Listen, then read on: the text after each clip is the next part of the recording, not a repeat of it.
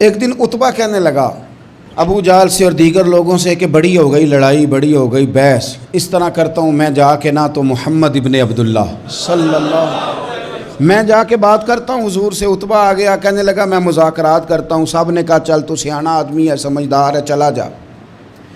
جا کے نہ تو وہی باتیں جو وہ ہمیشہ کرتے تھے، نبی کریم علیہ السلام سے کہنے لگا ہم سارے آپس میں ہیں، برادری ہے، قبیلہ ہے، ایک شہر ہے، پھر بھی لڑائیاں شروع ہو گئی ہیں۔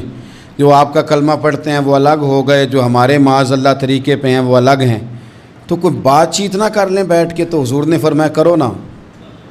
کہنے لگا اگر آپ سرداری چاہتے ہیں تو ہم دیتے ہیں، اور اگر آپ مال و دولت چاہتے ہیں تو معاذ اللہ ہم دیتے ہیں، جو آپ کہتے ہیں ہم کرتے ہیں۔ کسی طرح کا بھی آپ کا مطالبہ ہے تو ہم پورا کرنے کو تیار ہیں، تو آپ بتا دیں ہم وہ کر دیتے ہیں۔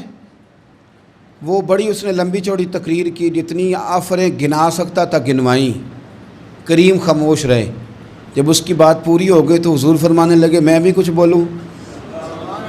کہنے لگا بولیں۔ میرے نبی پاک نے قرآن پاک پڑھنا شروع کر دیا، چند آیتیں پڑھی، کھڑا تھا بیٹھ گیا، پھر اٹھ پڑا، کبھی ادھر جاتا ہے کبھی ادھر آتا ہے۔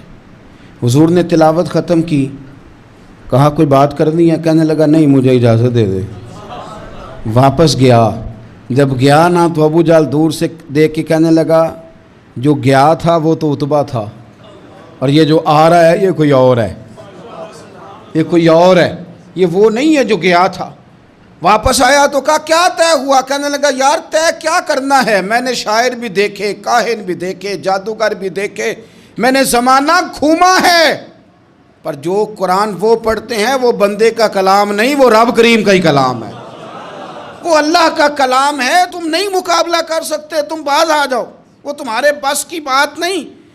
تیرے آگے ہیں یوں دبے لچے فصحا عرب کے بڑے بڑے، کوئی جان منہ میں زبان نہیں بلکہ جسم میں جان نہیں، اور کروں تیرے نام پہ جان فدا، نہ بس ایک جان دو جہاں فدا، میرا دو جہاں سے بھی نہیں جی بھرا، میں کروں کیا کروڑوں جہاں نہیں۔